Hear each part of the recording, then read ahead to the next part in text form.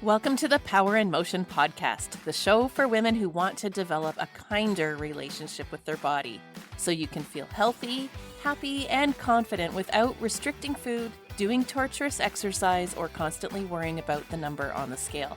I'm your host, Kim Hagel, size-inclusive fitness specialist and certified non-diet health and life coach specializing in body image. This podcast is here to provide weight-neutral, health at every size aligned information and coaching on sustainable habits and mindset shifts so you can feel your very best in the body you have right now. Let's lace up our runners and go for a walk while we chat. Well, hello, my friends, and welcome back to the Joyful Movement Show. It has been a minute. If you've been a follower of the show, then you'll remember that we celebrated our 100th episode back at the end of 2022. And at that time, I mentioned that I'd be changing things to more of a seasoned style podcast rather than a weekly ongoing show.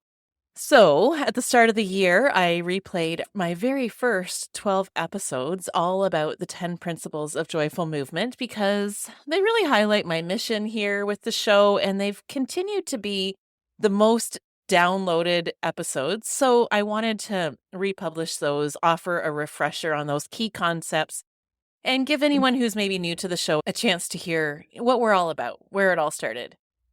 And now, here we are, jumping into season 3. So this episode is just to tell you what to expect in season 3 and what's coming. I have 8 fresh new episodes coming for you, and the theme of season 3 is all about simplifying wellness. We're going to be busting myths and clearing up all the confusion and conflicting information and give you the straight goods so that you can make taking care of yourself simple and sustainable. Because here's what I've noticed in talking to clients and just people around me over the last little while. It seems like having a quote unquote healthy lifestyle feels like trying to grab for a golden ring. Like it's this moving target, it's constantly changing, it's just slightly out of reach, which makes you wonder if you're on the right track. You know what I mean?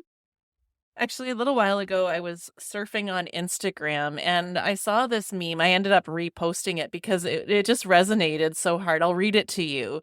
I think it just kind of encapsulates what this season is all about and what we're here to dismantle. So it goes like this: eat 5 small meals per day and run. Also, eat only breakfast and dinner and walk. Also, eat lots of protein and lift, and don't even do any cardio. It's bad for your joints. Also, don't eat too much protein and make sure you're sleeping a lot, but don't be sedentary. But don't be too active. It's bad for your blood pressure. Make sure you replace all your lost salt, but never eat too much sodium. It's easy. Just eat vegetables.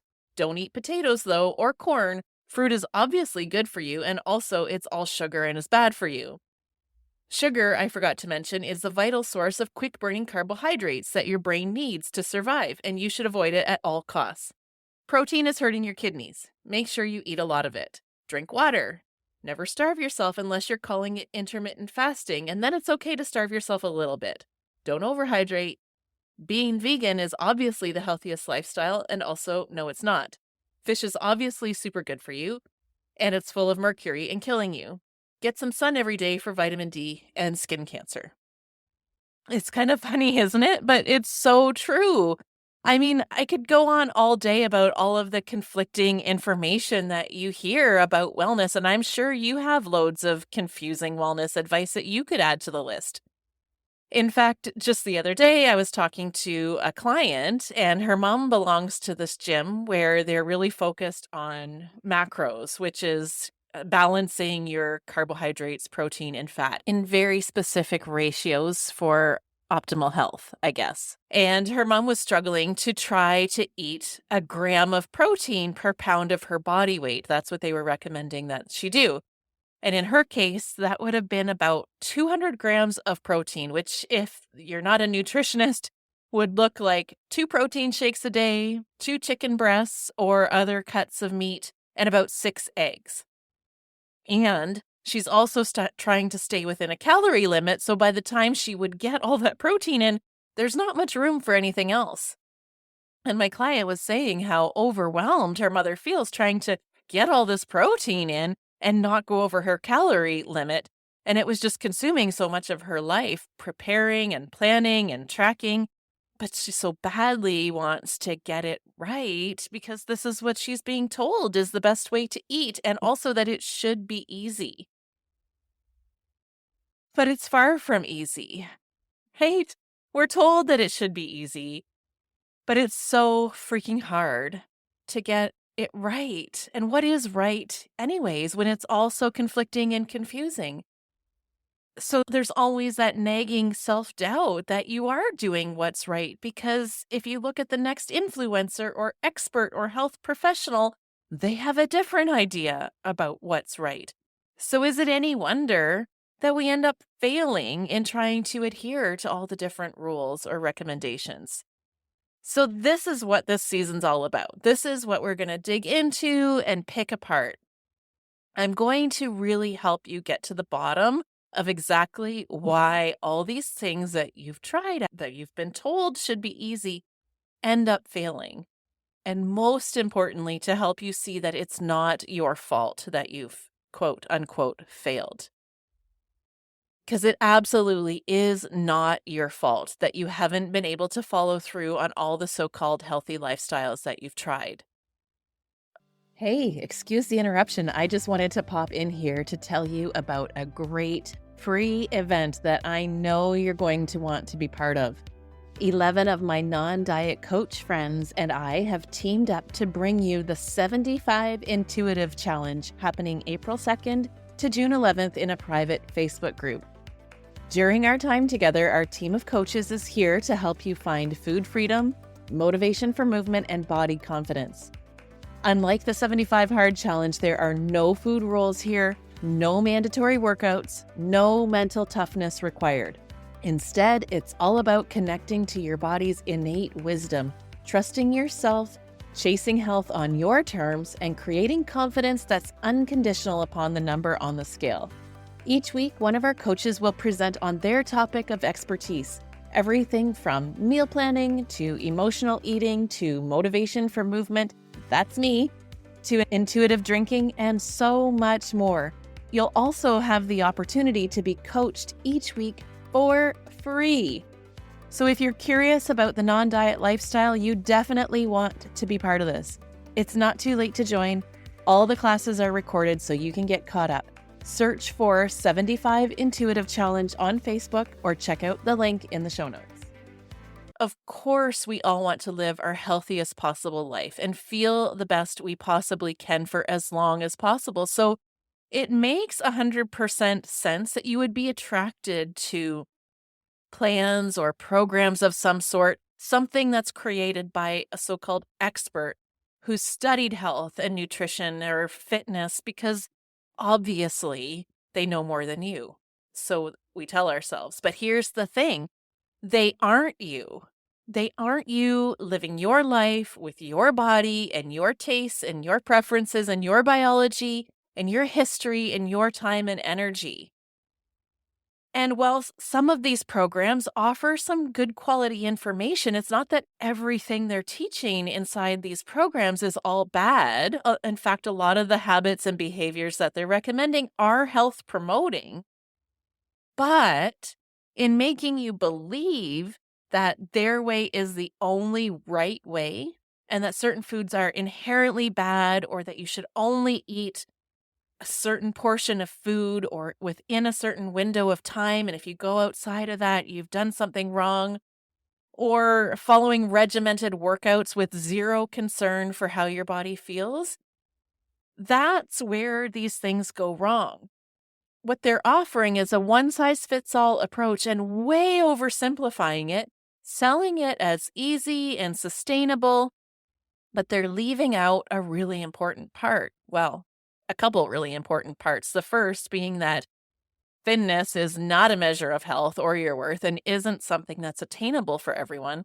But also, they leave you and your individual needs out of the picture. And you are so incredibly unique, which is really amazing when we think about it. Your needs when it comes to the amount and type of food and movement that you require are uniquely individual.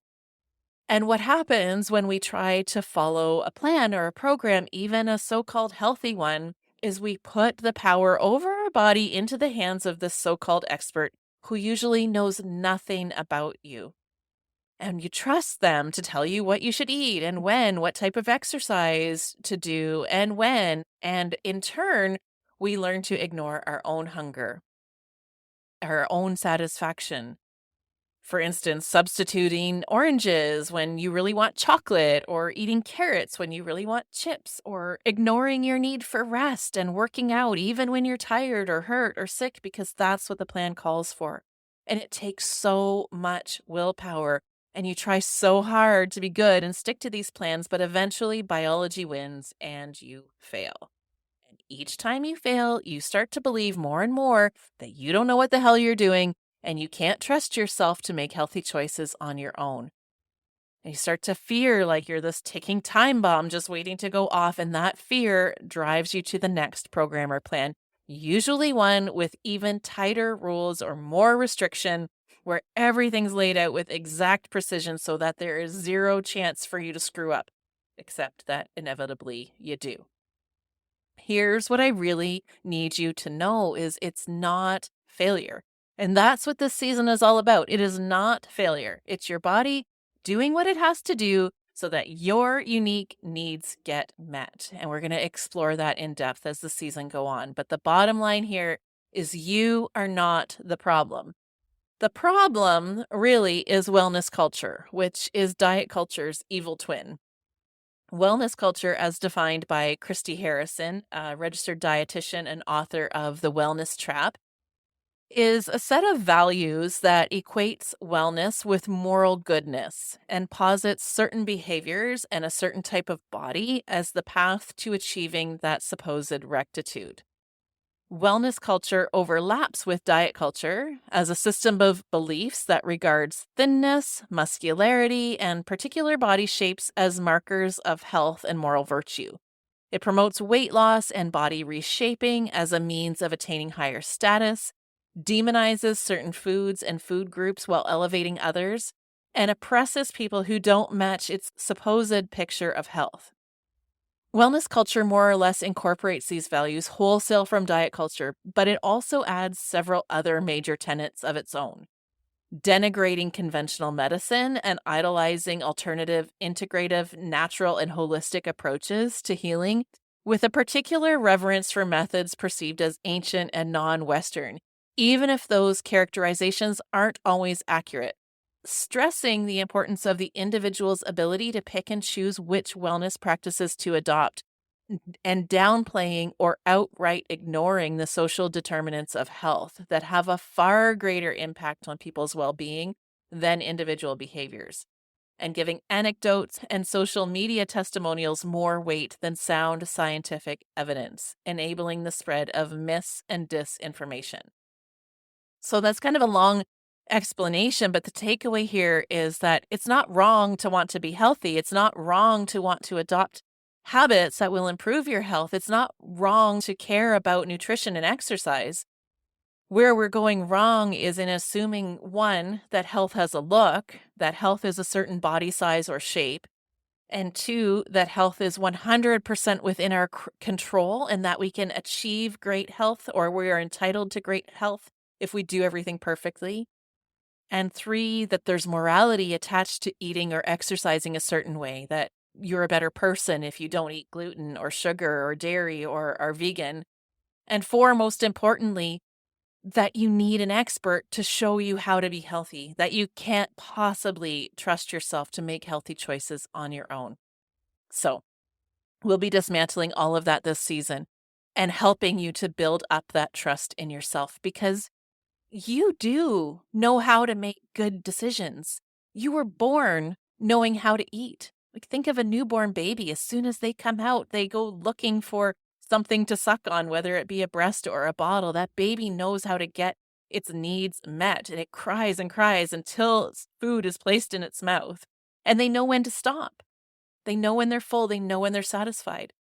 And little children, they run around for the pure joy of it. They move because it's fun, not because somebody tells them they have to exercise. You did all this as a child, and this is all still in you. Your body knows how to make decisions that help you feel your best. You're just maybe a little disconnected from that knowing because you've been taught to believe that you don't know what you're doing. So during this season, we're going to be talking about how you can make pursuing a healthy lifestyle a whole lot simpler. How you can let go of food rules, stop relying on plans and programs, and trust yourself to eat intuitively. How to tune into your inner movement cravings, because just like with eating, your body has a hunger for movement. It wants to move. And we're going to talk about how to define health on your terms and how to progress towards your health goals in a way that feels simple and kind and doesn't involve being a slave to the scale. And even how to make peace with your body and feel comfortable and confident in your own skin, even if you don't love how you look. This season is all about coming back to yourself, reconnecting to your inner wisdom and the sensations and signals from your body, and trusting that your body wants to feel good and will guide you toward the healthiest choice for you in any given moment. I've learned how to do this for myself, and I've supported dozens of clients through this process as well, so I know that it is possible for you too. Just stick with me and I'll show you how simple wellness really can be. Are you with me? Let's do this, friends. I'm going to be back next week to talk all about this idea of failure and why we seem to be so unable to stick with our well-set intentions. Why we find ourselves riding this all or nothing cycle, whether that be with food or movement or just our health goals in general. In the meantime, let's keep in touch. If you don't already, please come and follow me on my social media channels at Radiant Vitality Wellness. And I'd love it if you send me a DM with your biggest takeaway from this episode or any that you've listened to, because I really love to hear from you. You can also get on my email list where I send weekly tips and inspiration to help you on your journey. There's a link in my show notes. You can download either my podcast roadmap or my free guide, 5 ways to feel healthy, happy, and confident no matter what the scale says. And lastly, if you love this episode or the podcast in general, please share it and help us get it in the ears of people who really need to hear this message. I will see you soon, friend. Thanks for tuning into the Power in Motion podcast today. If you love what you're learning here, then I invite you to take the next step of embodying these concepts into your own life so that you can live your healthiest, happiest life and never again feel held back by your body. Coaching is the fastest, most efficient pathway to taking what you know in your head to actually applying it and seeing results. Whether you're looking to make changes around movement, food, body image, or all three, I'm here to help you nurture a kind, respectful, and trusting relationship with your body so you can feel your very best. Click the link in the show notes to book a free consultation, and together we'll uncover what's getting in the way of you having the results you want. You'll leave this call knowing exactly what you need to work on, and together we'll explore whether one of my coaching offers is a good fit for you. I can't wait to meet you.